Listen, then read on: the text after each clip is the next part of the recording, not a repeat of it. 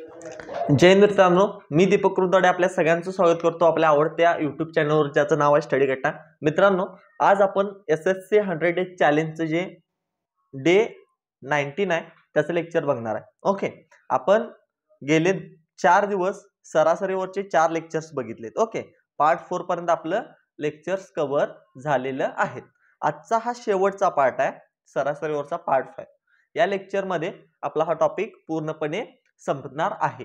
पण या लेक्चरच्या अगोदर जर तुम्ही मागचं लेक्चर बघितला नसाल, जो पार्ट 4 होता, तर तो पार्ट 4 नक्की बघा। डिस्क्रिप्शन मध्ये त्याची लिंक आहे, किंवा चॅनलच्या प्लेलिस्ट मध्ये जरी गेला तरी आतापर्यंत झालेली तुम्हाला सगळी लेक्चर तिथं बघायला मिळतील। तर चॅनलच्या प्लेलिस्ट सेक्शन मध्ये एक प्लेलिस्ट आहे SSC GD 2025 म्हणून किंवा 2024 म्हणून। तर त्या प्लेलिस्ट मध्ये तुम्हाला आतापर्यंत झालेली सगळी गणितची लेक्चर्स मिळतील, कारण या चॅनलवर आपण सगळी गणितची लेक्चर अगदी डिटेल मध्ये ऑल टॉपिक्स फ्री मध्ये घेत आहोत। ओके, तर या गोष्टीसाठी सगळ्यात पहिला चॅनलला सबस्क्राइब करा, व्हिडिओला लाईक करा। चला तर मग सुरू करूया आजच्या लेक्चरला। आजच्या लेक्चर मध्ये ना आपण नेक्स्ट टाइप बघणार आहे। आता टोटल 4 पार्ट मध्ये आपण टाइप 10 बघितल्या होत्या। आजच्या लेक्चर मध्ये आपण टाइप 11 बघणार आहे। आता टाइप 11 काय बघणार आहे, तर ह्या टाइप 11 ची सगळ्यात पहिला कन्सेप्ट लक्षात घ्या। काय कन्सेप्ट लक्षात घ्या। काय म्हणतोय मी, कन्सेप्ट काय बघा। आता समजा एक क्लास आहे। ओके, एक आपला काय क्लास आहे, हा एक वर्ग आहे। ओके, हा जो वर्ग आहे, या वर्गामध्ये एक 5 विद्यार्थी आहेत। समजा वर्गामध्ये काय आहेत, 5 विद्यार्थी आहेत। विद्यार्थी आहेत A, B, C, D आणि E। हे काय आहेत, 5 विद्यार्थी आहेत। आता या 5 विद्यार्थ्यांमध्ये ना जो A आहे त्याला 4 मार्क पडलेत, जो B आहे त्याला 5 मार्क पडलेत, जो C आहे त्याला 6 मार्क पडलेत, जो D आहे त्याला 7 मार्क पडलेत आणि जो E आहे त्याला 8 मार्क पडलेत। ओके, काय म्हणतो मी, एका वर्गात समजा 5 विद्यार्थी आहेत आणि त्या 5 विद्यार्थ्यांना जे मार्क पडलेत ते मार्क मी इथं दिलेले आहेत। ते मार्क किती आहेत सांगा। A ला 5 पडलेत, A ला 4 पडलेत, B ला 5 पडलेत, C ला 6 पडलेत, D ला 7 पडलेत आणि E ला 8 पडलेत। E ला किती पडलेत, 8 पडलेत। आता जर मी इथं या सगळ्यांची सरासरी काढली, ॲव्हरेज काढलं, या सगळ्यांचं ॲव्हरेज काढलं, तर ते ॲव्हरेज किती येईल सांगा, सरासरी किती येईल। या सगळ्यांची पहिला मी काय करेन, बेरीज करेन। 5 आणि 4 9, 9 आणि 6 15, 15 आणि 7 किती होईल, 22, 22 आणि 8 30, 30 भागिले काय करेन मी 1 2 3 4 5 जण आहेत म्हणून 30, म्हणजे माझी सरासरी किती येईल, 6 येईल। ॲव्हरेज माझं 6 येईल। म्हणजे एका वर्गात 5 विद्यार्थी आहेत, त्यांना ठराविक मार्क पडलेले आहेत आणि त्या सगळ्यांची सरासरी किती आहे, माझी 6 आहे। पण समजा जो C आहे ना, या C ला ऍक्च्युअल मार्क जे आहेत, हा C जो आहे या C ला ऍक्च्युअल मार्क जे आहेत ते आहेत 11, पण चुकून त्यांनी काय दिले, 6 दिले। काय म्हणतोय मी, C ला ऍक्च्युअल मार्क जे आहेत, खरं तर पेपरला मार्क त्याला 11 पडलेत, पण चुकून त्यांनी काय लिहिलंय, 6 लिहिलंय। मग ज्या वेळेला मी या C चं बरोबर मार्क 11 लिहितो, हे चुकीचं मार्क 6 आहेत, हे 11 मार्क बरोबर आहेत त्याचं, म्हणजे चुकून त्यांनी 6 लिहिले। मग C चं जर बरोबर मार्क माझे 11 असतील तर सरासरीमध्ये बदल होईल,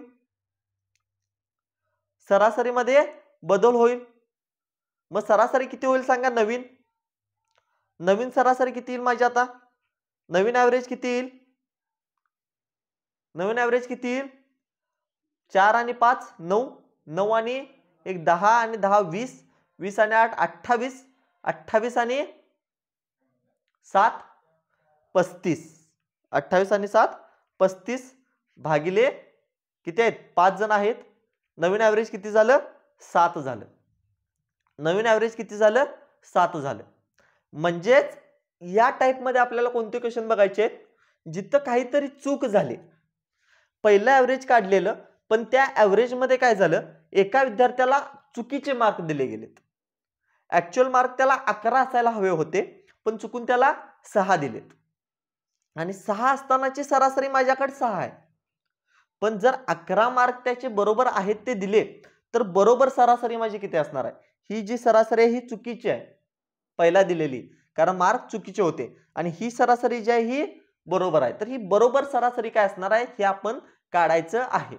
आता एक्झाम्पल्स मध्ये हे मार्क दिलेले नसतील, फक्त किती विद्यार्थी आहेत हे दिलं असेल आणि त्यांची सरासरी दिलं असेल. ठीक आहे, अशा पद्धतीचे क्वेश्चन येतात. आता थोडक्यात इथं काय झालंय बघा, जेव्हा मी बरोबर सरासरी काढलो त्यावेळेला काय केलो, ह्या 5 जणांच्या मधून, ह्या 5 जणांच्या बेरजेतून ही जी चुकीची बेरीज आहे ही वजा केलो, कॅन्सल केलो, आणि जी बरोबर बेरीज आहे ती ऍड केलो. बरोबर, म्हणजे 5 जणांची पहिला बेरीज किती होती? 36 होती, सॉरी 30 होती. त्यातून जे चुकीचे मार्क आहेत, 6 मार्क जे चुकीचे आहेत, म्हणजे पहिला 5 जणांची सरासरीची बेरीज किती होती? 30 होती, त्या 5 जणांच्या स्कोरची. त्यातून चुकीचे मार्क किती होते? 6, ते वजा केले, आणि त्यामध्ये जे बरोबर मार्क होते 11 ते ऍड केले. म्हणजे किती? नवीन मार्कांची बेरीज किती होईल सांगा? 30 वजा 6 24 अधिक 11 35, जे मला इथे डायरेक्ट मिळाले. म्हणजे जर मला त्यांनी सगळ्यांचे मार्क दिले नसले तरी मी काय करू शकतो, ह्या सरासरीवरून चुकीच्या मार्कांची बेरीज काढू शकतो. त्यातून चुकीचा मार्क वजा करून बरोबर मार्क ऍड करून नवीन मार्कांची सुद्धा बेरीज मी काढू शकतो. फॉर एक्झाम्पल, समजा माझ्याकडे एक क्वेश्चन आहे. काय क्वेश्चन आहे? SSC GD 2023 ला फेब्रुवारीमध्ये विचारलेला प्रश्न आहे. त्यांनी काय सांगितलंय, 8 विद्यार्थ्यांचे सरासरी गुण 7 आहेत. टोटल विद्यार्थी किती आहेत? 8 आहेत. त्यांचे सरासरी गुण किती आहेत? 7 आहेत. त्यांचे सरासरी गुण किती आहेत? 7 आहेत. मग त्या 7 विद्यार्थ्यांच्या गुणाची बेरीज किती असेल सांगा? त्या 7 विद्यार्थ्यांच्या गुणाची बेरीज किती असेल? 8 गुणुले 7. आपण काय करतो?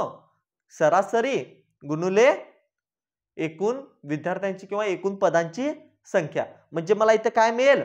त्या 8 विद्यार्थ्यांच्या गुणांची बेरीज मिळेल. आता त्यांनी पुढे काय सांगितलंय, एका विद्यार्थ्याला चुकून 6 ऐवजी 10 गुण दिलेत. 6 ऐवजी 10 गुण दिलेत. मग मला इथं जी बेरीज करणार आहे ती चुकीची बेरीज करणार आहे. मग ह्या बेरजेला मला बरोबर करण्यासाठी काय करावं लागेल? ह्यातून वजा 6 करावा लागेल जे चुकीचे मार्क आहेत, आणि यामध्ये अधिक 10 करावा लागेल जे बरोबर मार्क आहेत. ओके, मग आता मला काय मिळेल? नवीन गुणांची बेरीज मिळेल. ती किती मिळेल सांगा? मग 7 8 56 वजा 6 अधिक 10, मग किती होईल सांगा? 56 वजा 6 50 अधिक 10 बरोबर किती होईल? 60 येईल. म्हणजे जी पहिला मला बेरीज मिळत होती ही 7 8 56 ही चुकीची होती, आणि जी 60 बेरीज आता आली ही माझी बरोबर बेरीज असणार आहे. बरोबर, आता मला काय काढायचं आहे? तर योग्य सरासरी काढा. मग ऍव्हरेज किती असेल? आता ऍव्हरेज किती असेल? एकूण पदांची बेरीज किती आहे? 60 आहे, भागिले किती विद्यार्थी आहेत? 8 विद्यार्थी आहेत. भागिले किती विद्यार्थी आहेत? 8 विद्यार्थी आहेत. चला मग भागाकार करा. 8 1 8 8 2 16 8 7 8 56, म्हणजे काय होईल? 7 उरलं किती? 4, मग 8 पंचे 40, 60.5 काय असणार आहे? सरासरी असणार आहे. याचं नवीन ऍव्हरेज किती असणार आहे? 7.5 असणार आहे. ही झाली मेथड 1. या मेथड मध्ये आपण काय शिकलो? कशा पद्धतीने आपण बेरजेवरून काढू शकलो असं शिकलो. ठीक आहे, म्हणजे मी इथं काय केलं, पहिला त्या विद्यार्थ्यांची चुकीची का असेना आपण बेरीज काढली. त्यातून जो चुकीचा अंक आहे तो वजा केला, आणि जो बरोबर आहे तो त्यामध्ये ऍड केला. याच्यावरून मला काय कळाली? त्या विद्यार्थ्यांची बरोबर बेरीज किती आहे ती कळाली. आणि सरासरी काढायला काय करतो मी? बेरीज भागिले एकूण विद्यार्थी. बेरीज त्यांची 60 आहे, एकूण विद्यार्थी 8 आहे. याच्यावर मला सरासरी किती मिळाली? 7.5. ही झाली माझी फर्स्ट मेथड. ओके, आता सेम एक्झाम्पल आपण आणखी एका मेथडनं शिकूया. आता दुसऱ्या मेथडने एक सेम एक्झाम्पल शिकूया आपण. ठीक आहे. दुसरी मेथड बघा काय असेल. मी इथून खाली लिहितो दुसरी मेथड. ओके. आता मेथड 1 झाली. मेथड 2 काय असेल बघा. मेथड 2 काय असेल. मेथड 2 ला काय करायचं. आता बघा त्याला काय करायचं होतं. 6 ऐवजी 10 गुण दिलेत. द्यायचे होते किती 6. बरोबर गुण किती होते 6. पण दिलेत किती 10. चुकीचे गुण किती आहेत 10. म्हणजे त्याला जर मला बरोबर गुण द्यायचे असतील तर काय करावं लागेल. यातून -4 करावा लागेल. कारण 4 गुण त्याला एक्स्ट्रा मिळालेत ना. 6 द्यायचे होते त्याला 10 मिळालेत. म्हणजे 4 गुण एक्स्ट्रा मिळालेत. म्हणजे मला 4 गुण वजा करावे लागणार. 4 गुण काय करावं लागणार वजा करावे लागणार. मग हे जे 4 गुण मला वजा करायचे आहेत ते मी कुणामधून वजा करणार. कुणामधून वजा करणार. ह्या सगळ्या 8 विद्यार्थ्यांमधून वजा करणार. बरोबर. कारण मला त्या पर्टिक्युलर विद्यार्थ्याचे गुण माहित आहेत 6 होते. बरोबर. पण 10 दिलेत त्याला 4 एक्स्ट्रा आहेत. मग ते जर मला परत 6 वर आणायचे असतील तर मला काय करावं लागणार. हे 4 जे मला कमी करायचे आहेत ना हे 4 प्रत्येकामधून थोडं थोडं कमी होत होणार. जेणेकरून जितकं प्रत्येकामधून कमी होईल तितकंच सरासरीमधून पण कमी होईल. आपण सरासरीची वाढ आणि सरासरीच्या घट मध्ये हे बघितलेलं आहे की प्रत्येकाची अमाऊंट जर कमी झाली प्रत्येकाच्या अमाऊंटला जर गुणलं तर सरासरी सोबत सुद्धा तीच क्रिया होते. म्हणजे मेथड 2 मध्ये मी काय सांगतोय 6 मार्क द्यायचे होते 10 मार्क दिलेत. म्हणजे मला बरोबर जर मार्क करायचे असतील आता योग्य मार्क जर द्यायचे असतील तर जे एक्स्ट्रा 4 दिलेत ते वजा करायला लागेल. आणि हे एक्स्ट्रा 4 त्या सगळ्यांमधून वजा करायला लागेल. कारण मला सरासरी काढायची आहे त्याच्यामुळं. मग 8 विद्यार्थ्यांमधून मला काय करावं लागेल. 8 विद्यार्थ्यांमधून मला काय करावं लागेल. मार्क कमी करावे लागतील. मार्क कमी करावे लागतील. मग मला इथे काय करायला लागेल सांगा. मग मला इथे काय करावं लागेल. ओके 6 ऐवजी 10 गुण दिलेले आहेत. आता इथं बघा हा वरचा जो क्वेश्चन मी सॉल्व्ह केलाय. वरचा क्वेश्चन जो सॉल्व्ह केलाय तिथं मी चुकीचे गुण 6 धरलेत आणि बरोबर गुण 10 धरलेत. तर थोडंसं मी इथे काय करतो याच्यामध्ये चेंज करतो. 6 ऐवजी ना 10 गुण 10 ऐवजी 6 गुण असं करतो. ठीक आहे. जेणेकरून तुमचा आन्सर इथं बरोबर येईल. थोडंसं इथं रिटर्न मिस्टेक माझ्याकडून झाले तुमच्याकडून नाही. ओके माझ्याकडून झाले त्याच्यामुळे मी इथे काय करतो थोडंसं क्वेश्चन मध्ये चेंज करतो. ठीक आहे. कारण त्यांनी काय केले आपण इथं घेताना चुकीचं घेतलंय की त्यांनी सांगितलंय आपल्याला काय 6 ऐवजी 10 पण वरचा क्वेश्चन सॉल्व्ह करत असताना आपण काय केले 10 ऐवजी 6 घेऊन गेलाय. त्याच्यामुळे आता आपण इथं काय करतो क्वेश्चनच डायरेक्ट बदलतो. इथं क्वेश्चन मी काय करतो 6 ऐवजी 10 ऐवजी 6चा करतो. ठीक आहे. Weight for a minute. 10 ऐवजी 6चा जेणेकरून इथं माझं काय होईल चुकीचे मार्क जे आहेत ते किती होतील. चुकीचे मार्क जे आहेत ते किती होतील 10 होतील आणि बरोबर मार्क जे आहेत ते किती होतील 6 होतील. आता आपण आहे असं सॉल्व्ह करूया कारण वरचं सॉल्व्ह करताना आपण या पद्धतीने घेऊन सॉल्व्ह केले. आता इथं बघा त्याला मार्क द्यायचे होते किती. ओके त्याला मार्क द्यायचे होते किती 10 द्यायचे होते. बरोबर मार्क त्याला 10 द्यायचे होते आणि चुकीचे मार्क किती आहेत 6 आहेत. म्हणजे 10 ऐवजी त्याला दिलेत किती 6 दिलेत. मग मला जर 6 पासून त्याला 10 पर्यंत न्यायचं असेल तर 4 वाढवावं लागेल. 4 वाढवावं लागेल आणि 4 वाढवावं लागेल किती जणांच्या मध्ये 8 जणांच्या मध्ये. मग प्रत्येकामध्ये किती वाढवावं लागेल सांगा 0.5. प्रत्येकामध्ये किती वाढवावं लागेल 0.5 वाढवावं लागेल. काय 0.5 वाढवावं लागेल कारण प्रत्येकात जर 0.5 वाढवलं तर हे 4 मार्क वाढतील आणि प्रत्येकामध्ये जर 0.5 वाढलं तर जो ॲव्हरेज आहे पहिला ॲव्हरेज किती आहे 7 आहे. पहिली सरासरी किती आहे 7 आहे. त्याच्यामध्ये पण काय होईल 0.5 ची वाढ होईल. मग माझं उत्तर असेल 7.5. नवीन ॲव्हरेज जे आहे ते माझं असेल 7.5. दोन मेथड सांगितल्या. इथं बेरजेची मेथड आणि इथं डायरेक्ट मेथड. इथं डोक्याची मेथड आणि इथं बघा इथं तुम्हाला जास्तीत जास्त पेपर वापरावा लागेल पेन अँड पेपर आणि इथं तुम्हाला डोकं वापरायला लागेल. आता तुम्ही ठरवायचं तुम्ही पेन आणि पेपरवर विश्वास ठेवता की तुमच्या डोक्यावर. ठीक आहे. दोन्ही जरी मेथडनं सॉल्व्ह केला तरी उत्तर सेम येणार आहे. आता नेक्स्ट क्वेश्चन बघा, 13 विद्यार्थ्यांचे सरासरी गुण 130 आहेत. मेथड 1. आता दोन्ही मेथडनं सॉल्व्ह करतो. सगळ्यात पहिला काय करतो मी, दुसऱ्या मेथडनं सॉल्व्ह करतो. आता सांगितलेलं ओके, सगळ्यात पहिला दुसऱ्या मेथडनं सॉल्व्ह करतो. काय सांगितले त्यांनी, 13 विद्यार्थ्यांचे सरासरी गुण 130 आहेत. एका विद्यार्थ्याला चुकून 32 ऐवजी 23 गुण दिलेत. द्यायचे होते किती, 32, पण दिलेत किती, 23. बघा, द्यायचे होते किती, 32 आणि दिलेत किती, 23. म्हणजे बरोबर गुण हे आहेत आणि चुकीचे गुण हे आहेत. म्हणजे आता जर मला 32 गुण त्याला द्यायचे असतील तर किती एक्स्ट्रा द्यायला लागतील सांगा. अधिक किती करावं लागेल, 32 अधिक किती करावं लागेल, 23 वेळेला, सॉरी 23 आहे, 32 वेळेला किती करावं लागेल, किती करावं लागेल, अधिक 9 करावं लागेल, अधिक 9 करावं लागेल. मग हे जे 9 प्लस होणार आहे, हे जे प्लस 9 होणार आहे ते किती जणांच्यात होईल, तर या 13 जणांच्यात होईल. किती जणांच्यात होईल, 13 जणांच्यात. म्हणजे उत्तर किती असेल सांगा, 1300 आणि काय येईल, आता 9 आहे म्हटल्यावर कितीनं भाग जाईल सांगा, 0 पॉइंट समथिंग येईल, 130 आहे, 13 8 24 106, 13 संग 6 येईल, बरोबर. 6 न भाग जाईल, कारण किती होईल मग, 78, बरोबर, 78 प्लस हे 9 किती येईल, याचं उत्तर 0.69.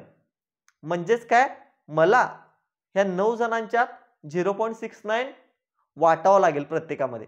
आणि प्रत्येकामध्ये जर 0.69 इन्क्रीज होत असेल, प्रत्येकामध्ये जर 0.69 इन्क्रीज होत असेल तर ॲव्हरेज जे आहे, ॲव्हरेज जे आहे ते ॲव्हरेज पण काय होईल, 130 पहिला होतं आणि आता 0.69 ने वाढेल. म्हणजे माझं उत्तर असणार आहे 130.69. हे माझं उत्तर असणार आहे ऑप्शन सी.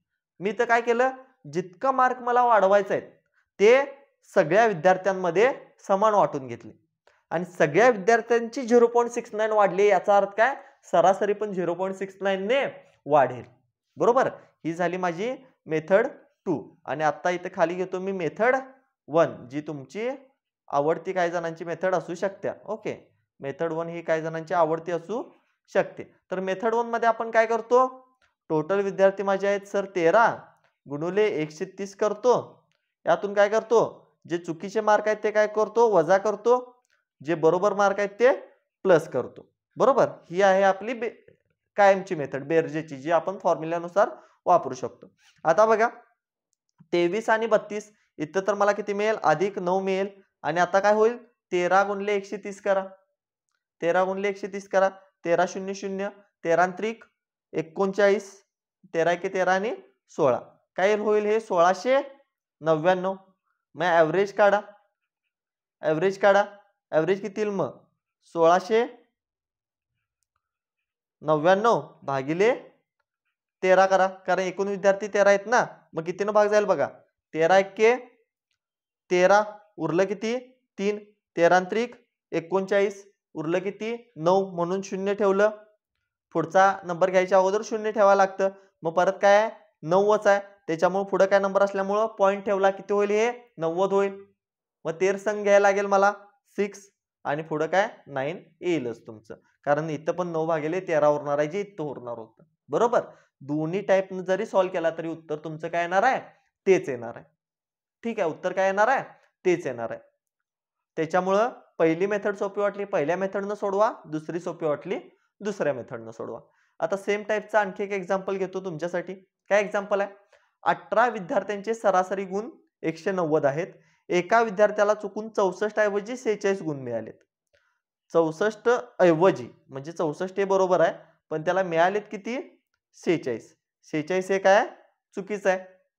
मग मला काय करावं लागेल सर, इथून वाढवावे लागतील त्याचे गुण. किती वाढवावं लागेल सांगा, 46 ला मला 64 पर्यंत न्यायचं आहे, 50 पर्यंत नेलं तर 4 वाढेल, 4 आणि 4 8, टोटल मला सर 18 गुण वाढवावे लागतील. त्यावेळेला तो काय होईल, 46 वरून 64 वर जाईल.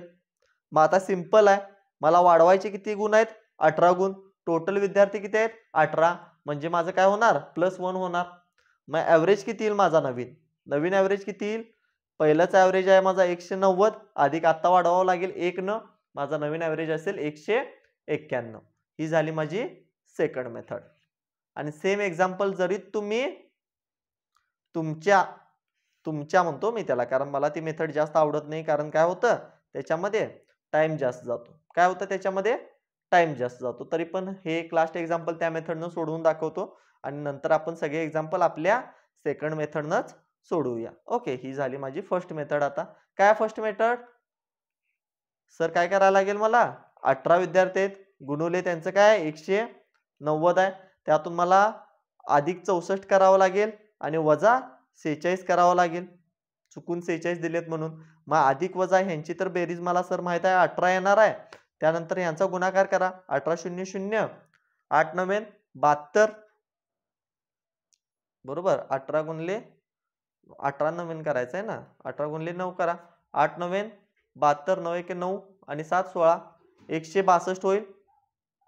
162 मधलं 2 राहील, 16 हातच्याला जाईल ना माझं, 16 हातच्याला जाईल. 18 1 18, 18 आणि 16 किती होईल सांगा, 18 अधिक 16 किती होईल, 24 आणि 34 होईल. 3420 आलं. आता यांची बेरीज किती येते, 3438 येईल, बरोबर. मग ॲव्हरेज काढा, ॲव्हरेज किती येईल, 3438 भागिले 18, 3438 भागिले 18 करा. आता भागाकार करा, 18 1 18, इथं 18 2 36 होतं, म्हणजे 1 राहील. 18 जर वजा केले तर 34 आहे, म्हणजे शिल्लक किती राहील सांगा, 16 शिल्लक राहील. म्हणजे 100 थांबा किती होईल बघा, इथं 16 राहील आणि इथं 3 आहे, म्हणजे 163 शिल्लक राहील. मग 18 9 किती होईल, 18 9 162 होईल, म्हणजे इथे 1 शिल्लक राहील आणि 18 1 18, माझं ॲव्हरेज जे आहे ते 191 येईल. इथं बघा कॅल्क्युलेशन भरपूर करायला लागतं. मी पहिल्या मेथडनं का सोडवायचं नाही म्हणतो, कारण इथं कॅल्क्युलेशन भरपूर करायला लागतं. इथं काय कॅल्क्युलेशन करायला लागलं का रे, हे तुम्हाला सॉल्व्ह करायला ना 5 तिथं 10 सेकंद लागतील, पण हे सॉल्व्ह करायला 30 तिथं 45 सेकंद लागतील. ठीक आहे, त्याच्यामुळे टाइम वाचवणारं कुठला आहे, माझं फर्स्ट वाला आहे सर.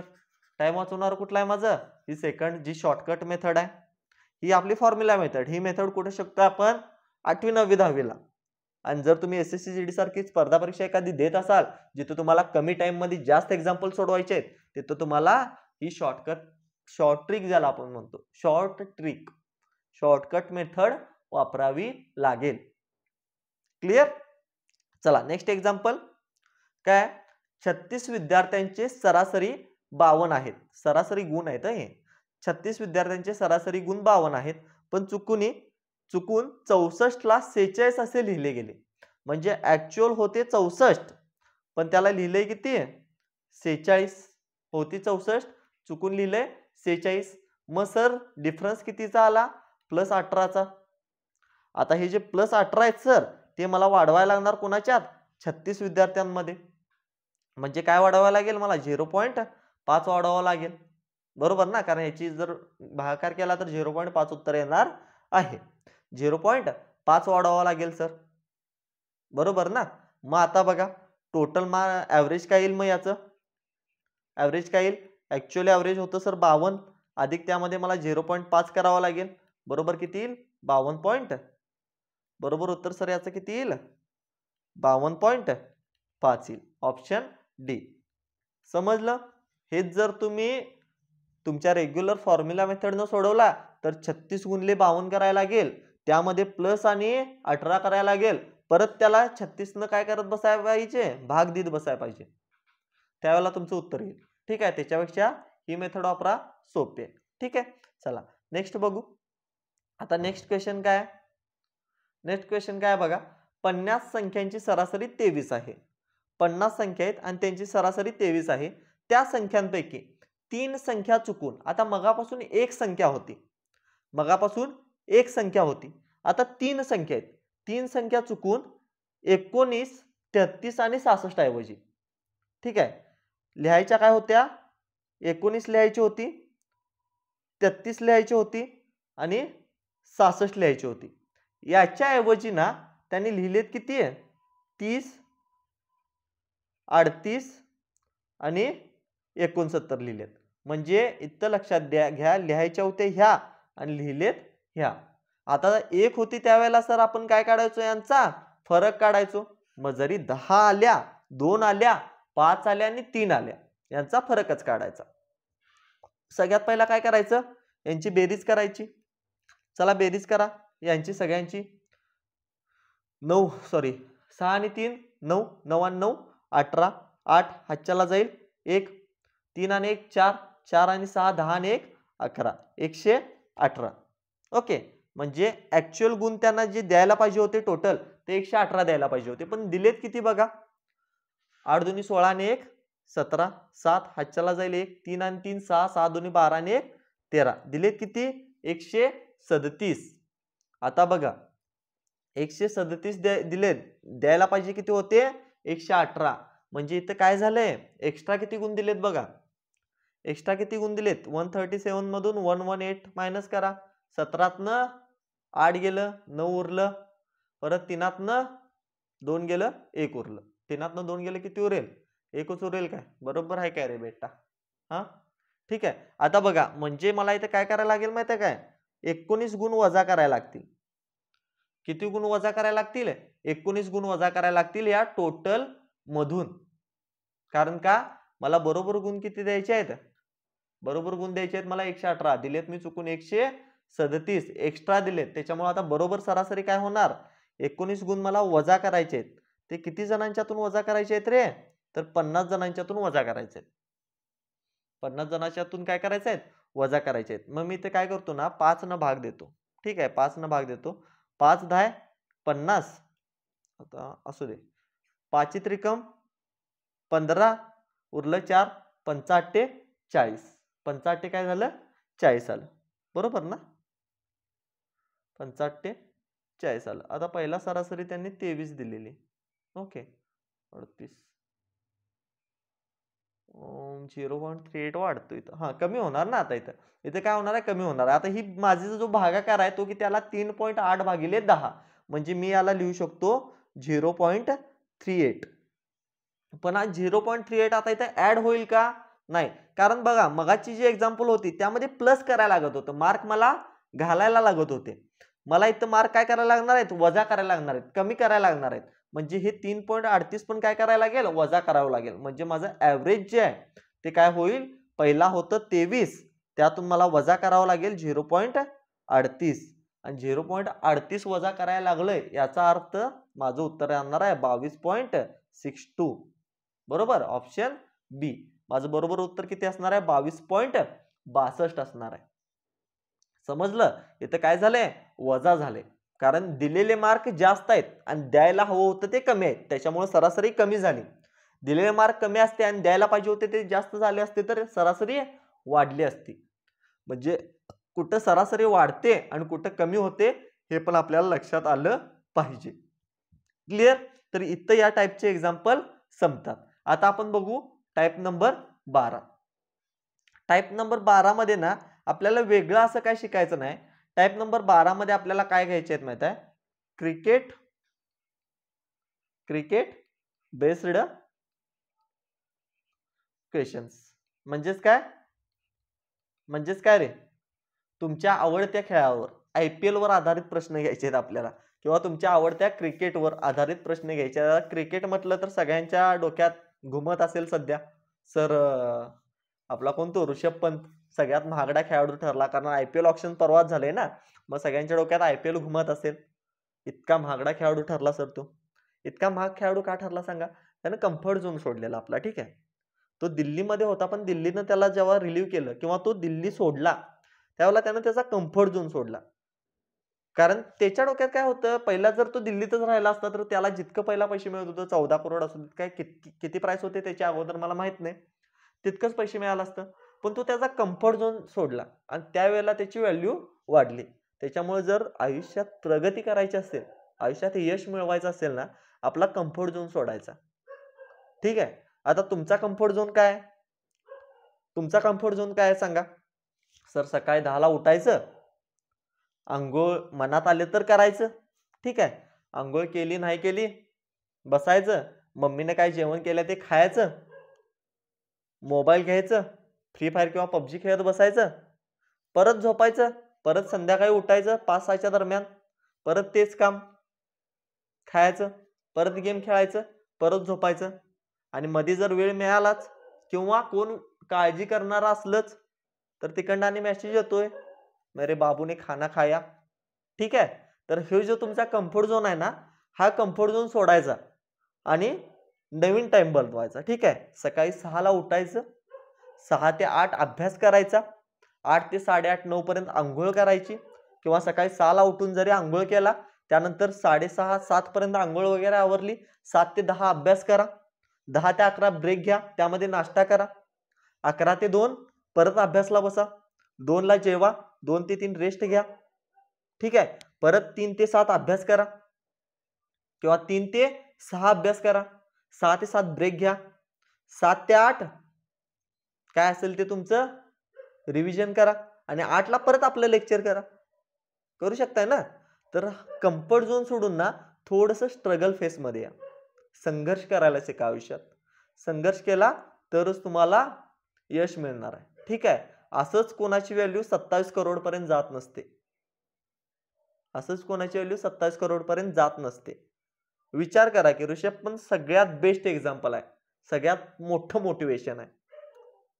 असा खेळाडू जो ऍक्सिडेंट झाला होता, साधं उठायला येत नव्हतं, व्हीलचेअरवर काढलेत कित्येक दिवस, त्यानं कित्येक दिवस व्हीलचेअरवर काढलेत, त्यातून कव्हर होऊन परत आपली फिटनेस प्रूव्ह केली त्यानं, परत आपली फिटनेस सिद्ध केली, सिद्ध करून परत इंडियन टीम मध्ये कमबॅक केला आणि IPL 2025चा सगळ्यात महागडा खेळाडू ठरला. यापेक्षा मोठं मोटिवेशन असू शकत नाही, ठीक आहे. दुसरा कोणता असता तर कशाला आता माझं मोडलंय, मला चालायला येणार, व्हीलचेअरवरनं फिरालोय, कशाला क्रिकेट खेळायला जायचं, असं म्हटलं असता कोणतं, ठीक आहे. पण नाही, कम्फर्ट झोन सोडून बाहेर आला, त्याच्यामुळं आज त्याची व्हॅल्यू 27 करोडवर पोहोचली, ठीक आहे. 27 करोड म्हणजे विचार करा महिन्याला किती करोड. आणि त्याला काय 12 महिने खेळायचं नाही चेन्नईसाठी, त्या लखनौसाठी 12 महिने नाही खेळायचं, फक्त IPLचा एक सीझन खेळायचा आहे, त्याचं त्याला 27 करोड मिळतात. विचार करा कम्फर्ट झोन सोडल्यानंतर कितपत यश मिळू शकतं. ओके, तर आपण आपल्या क्वेश्चन्सकडे वळूया. क्रिकेट बेस्ड क्वेश्चन घ्यायचे. आता या क्वेश्चनच्या ऍक्च्युअली तुम्हाला सगळं जे बॅकग्राऊंड आहे ते शिकवलेलं आहे, म्हणजे कन्सेप्ट शिकवलेले आहेत. फक्त हे थोडंसं क्रिकेट आवडतं सगळ्यांना म्हणून मी क्वेश्चन्स वेगळ्या टाईपचे घेतलेले. आता काय बघा, क्वेश्चन जानेवारी 2023ला विचारलाय. एक बॅट्समन 15व्या सामन्यात 97 धावा काढतो. एक बॅट्समन आहे, तो 15व्या सामन्यात 97 धावा काढतो, त्यामुळे त्याच्या धावांची सरासरी 5 ने वाढते. ही 5 ने सरासरी कधी वाढली माहित आहे? 15व्या सामन्यात 97 धावा काढल्यानंतर वाढले. कधी वाढले? 15व्या सामन्यात 97 धावा काढल्यानंतर 5 ने सरासरी वाढली. तर 15व्या सामन्यानंतर त्याच्या धावांची सरासरी किती? नवीन सरासरी मला काढायची आहे. समजा तो हा 15वा सामना खेळण्याआधी त्याचे किती सामने झालेले असणार आहेत सांगा? 14 सामने झालेले असणार आहेत. 14 सामने झालेले असणार आहेत आणि त्या 14 सामन्यांची सरासरी किती असेल? मग त्या 14 सामन्यांची सरासरी मी काय घेतो? n घेतो. त्या 14 सामन्यांची सरासरी मी n घेतो, कारण 15व्या सामन्यानंतर 5 न सरासरी वाढली आणि 15व्या सामन्यात त्यानं 97 धावा काढलेत. पण 14व्या सामन्याची सरासरी मी n घेतो, कारण मला 14व्या सामन्याची सरासरी माहित नाही आणि मला 15व्या सामन्याची सरासरी काढायची आहे. 14व्या सामन्याची सरासरी मी, म्हणजे जे पहिला 14 सामने आहेत त्यांची सरासरी मी n मानली. तर मला सांगा, आता जो 15 सामने आहेत त्या 15 सामन्यांची सरासरी काय असेल? 15 सामन्यांची सरासरी काय असेल? 14 सामन्यांचे एकूण गुण, म्हणजे 14 सामन्यांमध्ये काढलेले एकूण रन. तर त्या किती असतील सांगा? त्या असतील 14n. का सांगा 14n असतील 14 सामन्यामध्ये काढलेले एकूण रन? कारण एकूण रन किती असणार आहेत? त्या 14 सामने गुणुले त्यांची सरासरी म्हणजे 14n, अधिक यामध्ये मी काय काढेन? 15व्या सामन्याचे गुण ऍड करेन. 15व्या सामन्याचे गुण ऍड करेन, भागिले काय करेन मी, एकूण सामने त्याचे किती झाले, भागिले काय करेन मी, त्याचे एकूण सामने किती झाले, 15 झाले. म्हणजे मी हे काय मिळालं इथं मला, 15 सामन्यांची सरासरी मिळेल. याच्यावरून कशी मिळेल सांगा, 14 सामन्यांचे गुण अधिक 15व्या सामन्यांचे गुण, म्हणजे वर काय झाले, 15 सामन्यांची बेरीज झाली भागिले एकूण सामने 15, म्हणजे याच्यावर मला 15 सामन्यांची सरासरी काढून मिळेल. बरोबर. आता बरोबर किती येईल मग 15 सामन्यांची सरासरी, किती येईल, ती येईल n अधिक 5. कारण का, 15व्या सामन्यानंतर जी पहिल्याची सरासरी होती ती 5 न वाढली. 15व्या सामन्यानंतर काय झाले, जी पहिल्याची सरासरी होती ती 5 न वाढली, मग पहिली सरासरी माझी n होती, 5 न वाढली म्हणजे n अधिक 5 घेईन मी.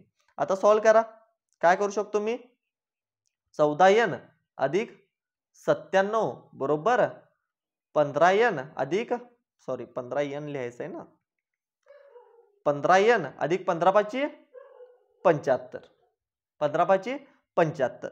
मग बघा 14n, 15n मधून 14n गेलं, शिल्लक किती राहिलं n, बरोबर 97 मधून 75 गेलं, शिल्लक किती राहिलं 22. म्हणजेच मला काय कळालं इथं, आता मला हे काय कळालं, n बरोबर 22, म्हणजे इथं मला मिळालं n ची किंमत, म्हणजे हे 14 सामन्यांची सरासरी मला मिळाली. 14 सामन्यांची सरासरी किती मिळाली मला, 22. मग 15 सामन्यांची सरासरी किती असेल, 15 सामन्यांची सरासरी किती असेल, सरासरी किती असेल सांगा, 15 सामन्यांची सरासरी असेल 14 सामन्यांची सरासरी 22 आणि 15व्या सामन्यानंतर ती वाढल्या 5 न, म्हणून 15 सामन्यांची सरासरी असेल 27, ऑप्शन बी. कारण त्यांनी क्लिअर दिले बघा, सरासरी 15व्या सामन्यात 5 न वाढल्या, 14 सामन्यांची तर मला 22 मिळाली, 15व्या मध्ये 5 न वाढली, म्हणजे झाली किती 27. ही झाली आपली मेथड. ठीक आहे. आता हीच मेथड मी थोडंसं शॉर्ट ट्रिक न सॉल्व करू शकतो का रे, शॉर्टकट न सॉल्व करू शकतो का, इथं लिहितो मी, इथं लिहितो शॉर्टकट मेथड. आता काय करू शकतो बघा, मी 15व्या सामन्यात 97 धावा काढतो, 15व्या सामन्यात 97 धावा काढतो आणि 97 धावा काढल्यामुळं 15 जणांची जी सरासरी आहे ती 5 न वाढली. 15 जणांची सरासरी 5 न वाढली म्हणजे एकूण स्कोर जो आहे तो पहिल्या सरासरीपेक्षा 15×5 75 न वाढला पाहिजे. सरासरी जर 5 न वाढते याचा अर्थ काय, जितके 15 जण आहेत त्या सगळ्यांचा स्कोर 5-5 ने वाढेल आणि 15 जणांचा स्कोर 5-5 ने वाढला म्हणजे टोटल 75 न स्कोर वाढला पाहिजे. बरोबर, किती 75 न स्कोर वाढला पाहिजे. आता यातला 15व्या सामन्यातला स्कोर तर 97 आहे. आता 75 न स्कोर वाढलाय, मग राहिले किती, राहिले किती 22. हे 22 का राहिलं, ही 22 पहिल्या 14 सामन्यांची सरासरी असणार आहे आणि आता ती किती न वाढले, 5 न वाढले, म्हणून काय करणार मी 22 अधिक 5 बरोबर 27. इतकंच करायचं आहे. हे सगळं लिहायची काही गरज नाही. शॉर्टकट मेथड मध्ये इतकं केला तरी तुमचं उत्तर बरोबर येणार आहे. फक्त हे समजून घ्या काय म्हणतोय मी. हे जे 75 एक्स्ट्रा वाढलेत हे कुणामुळे वाढलेत, ह्या 97 धावा काढल्यामुळे. वाढायला 97 पाहिजे होतं ना, पण 75च का वाढलं, कारण 75 एक्स्ट्रा मिळाले मला. 22 जे आहे ह्या 97 मधलं 75 जे काढल्यानंतर 22 राहतं, हे 22 जे राहिले ही सगळ्यांची सरासरी असणार आहे जुनी आणि आता ती 27 झाल्यामुळं टोटल हे 75 वाढलं. बरोबर, समजतंय का. 5 ने सरासरी वाढली याचा अर्थ सगळ्या 15 जणांचा 5-5 ने स्कोर वाढेल, 15×5 75 वाढेल. फक्त 75च का वाढला, 97 न वाढायला पाहिजे होता कारण 97 धावा काढलाय तो. फक्त 75 न का वाढला, कारण ऑलरेडी पहिला सगळ्यांच्याकडे 22-22 होतं, तर याच्याकडलं पण 22 त्यातून वजा होईल. म्हणजे त्या 15 जणांची पहिली सरासरी जर त्यानं फक्त 75 स्कोर केला असता, फक्त 22 स्कोर केला असता, तर सरासरी हाय तितकी राहिली असती, सरासरी हाय तितकी राहिली असती. त्यानं 75 रना ह्या एक्स्ट्रा काढल्या, 75 रना काय काढल्या, एक्स्ट्रा काढल्या. त्याच्यामुळं सगळ्या 15 जणांमध्ये ज्या वेळेला ते 75 वाटलं तेव्हा प्रत्येकाला 5-5 मिळालं आणि प्रत्येकामध्ये 5-5 ऍड झालं म्हणून काय होणार, या सरासरीमध्ये सुद्धा 5 माझं ऍड होणार. म्हणजे सरासरी माझी किती होणार, 27 होणार. आता सेम टाईपचा क्वेश्चन एखादा आहे का बघू का? हा हाय बघा. आता इथे पण काय दिले, एक बॅट्समन जो आहे तो 13व्या सामन्यात 85 धावा काढतो. 13व्या सामन्यात 85 धावा काढतो. त्यामुळे त्याच्या धावांची सरासरी 5 ने वाढली. त्याच्या धावांची सरासरी 5 ने वाढली. म्हणजे आता तो धावा काढलाय 85 पण सरासरी 5 ने वाढले आणि सरासरी 5 ने वाढले याचा अर्थ काय, सर्व 13 जणांच्या धावा 5 ने वाढणार. म्हणजे 13 पाशी 65 धावा टोटल तो एक्स्ट्रा काढलाय. मग 85 मधून जर मी 65 केलं तर ते काय होईल, 20 होईल. आणि ही 20 जी असते ही काय असते, ओल्ड ॲव्हरेज असतं. ओल्ड ॲव्हरेज म्हणजे जुनी सरासरी. जुनी सरासरी किती असेल, ती 20 असेल. आणि आता नवीन सरासरी काय असणार आहे, न्यू ॲव्हरेज. नवीन सरासरी काय असेल, 20 अधिक किती न वाढले रे, 5 न वाढले. म्हणजे नवीन सरासरी माझं 25 येईल, ऑप्शन सी. आता सर हेच काय करतो मी, हेच काय करतो, आपल्या जुन्या मेथडनं पण सॉल्व्ह करतो जेणेकरून तुमचा विश्वास बसेल. ही झाली कुठली, शॉर्ट मेथड. ओके. आणि आता लॉंग मेथड जिथं आपण फॉर्म्युला वापरून सॉल्व्ह करतो ती मेथड बघा. काय करणार आपण इथं, 13व्या सामन्यात 85 धावा आहेत म्हणजे पहिला 12 सामने असतील ते 12 n धावा असतील. जसं मी मगाशी धरलं ते 12 सामन्यांचा सरासरी n असेल तर 12 सामन्यातील एकूण धावा असतील 12 n अधिक 13व्या सामन्यातल्या धावा 85 याच्यात ऍड होतील भागिले 13 बरोबर काय येईल, n. आणि सरासरी वाढले 5 न म्हणून n अधिक 5 येईल. आता सॉल्व्ह करा. काय होईल इथं, 12 n अधिक 85 बरोबर 13 n अधिक 13 पाची 65 होईल बरोबर. मग 13 n मधून 12 n गेलं किती उरलं, n उरलं. आणि 85 मधून 65 गेलं किती उरलं, 20 उरलं. यांची व्हॅल्यू 20 आली. मग नवीन सरासरी किती आहे, n+5 आहे. म्हणजेच किती, 20 अधिक 5 बरोबर 25. नवीन सरासरी किती असणार आहे, 25 असणार आहे. दोन्ही ठिकाणी कॅल्क्युलेशन करून सोडवा किंवा डायरेक्ट डोक्यानं सोडवा, उत्तर तुमचं 25च येणार आहे. क्लिअर. चला नेक्स्ट क्वेश्चन बघूया. SSC GD फेब्रुवारी 2023 ला विचारलाय प्रश्न. काय, एक बॅट्समन त्याच्या 5 सामन्यात 50, 56, 42, 38 आणि 78 धावा काढतो. 5 सामन्यात किती काढलाय तो, 50, 56, 42, 38 आणि 78. त्यांची सरासरी 60 करण्यासाठी, हे सरण्यासाठी झाले, हे करण्यासाठी करा, ठीक आहे. त्यांची सरासरी 60 करण्यासाठी 6व्या सामन्यात किती धावा काढाव्या लागतील. जर मला सरासरी 60 करायची असेल तर 6 सामन्यात एकूण धावा किती पाहिजेत मला पहिला सांगा. टोटल सामने त्याचे किती आहेत, 6 आहेत आणि सरासरी मला किती करायचे आहे, 60 करायचे. म्हणून टोटल 6 सामन्यात मला धावा किती काढायला पाहिजेत, 6 36. टोटल धावा माझ्या 360 व्हायला पाहिजेत. कधी, 6 सामन्यांमध्ये जर मला सरासरी 60 ठेवायची असेल तर एकूण धावांची बेरीज माझी 360 झाली पाहिजे. पण माझी 5 सामन्यांची बेरीज किती आहे सांगा. हे किती झालं, 6 सामने. हे किती झाले, 6 सामने. पण 5 सामन्यांची बेरीज, आता 6 सामने लिहायपेक्षा ना इथे काय करतो मी, 6 सामन्यांची बेरीज लिहितो. किती असायला पाहिजे, 360.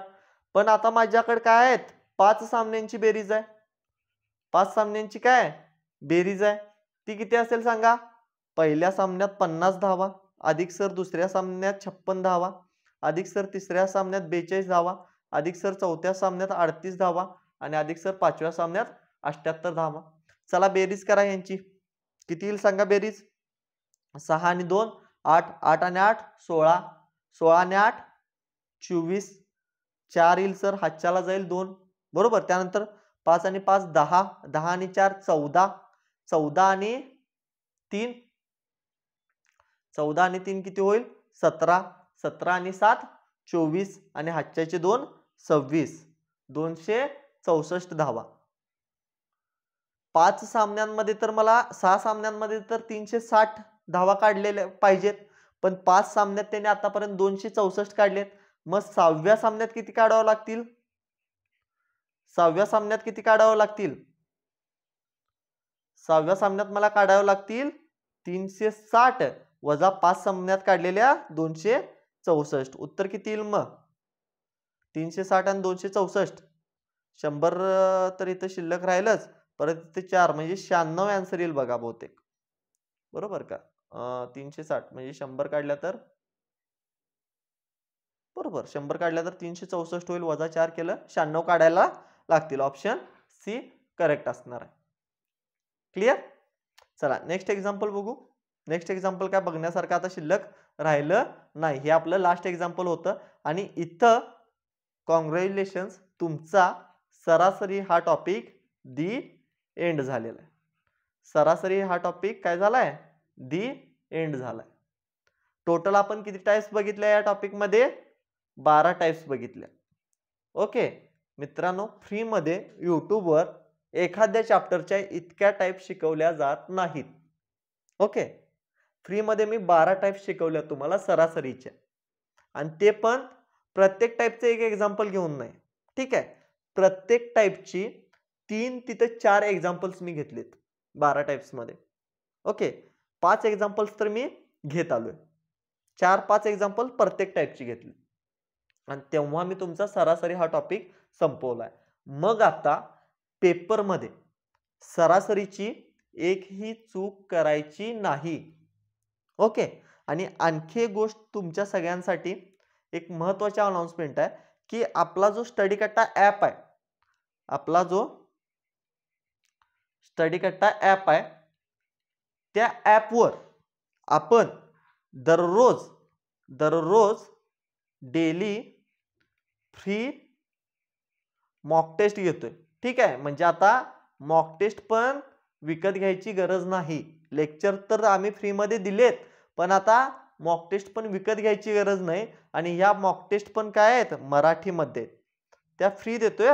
डेली एक मॉक टेस्ट आपली येते आपल्या स्टडी कट्टा ॲपवर, आणि आपल्या ग्रुपवर पण त्याची लिंक शेअर होते. तर हे सगळं मिळवायचं असेल तर काय करा? आपलं टेलिग्राम चॅनेल जॉईन करा, किंवा व्हॉट्सअप ग्रुपच्या पण लिंक आहे, तिथून जॉईन केला तरी चालतं. आणि इतकं सगळं स्टडी कट्टा तुमच्यासाठी देते, तर तुम्ही एक सबस्क्राईब तर देऊ शकता. बरोबर? तर व्हिडिओला लाईक करा. काही तुमचे डाऊट्स असतील, काही शंका असतील, तर त्या मला कमेंट बॉक्समध्ये विचारा. आणि आत्तापर्यंत जर तुम्ही कंप्लीट सगळे व्हिडिओ बघितला असेल तर डे 19 कंप्लीटचा कमेंट टाका. ठीक आहे? ओके, आणि तुमच्या इतर मित्रांना देखील व्हिडिओ नक्की शेअर करा. आजचे लेक्चर इथंच थांबवतो. परत उद्या आपण सुरू करणार आहे एक नवीन टॉपिक. चलो बाय, जय हिंद.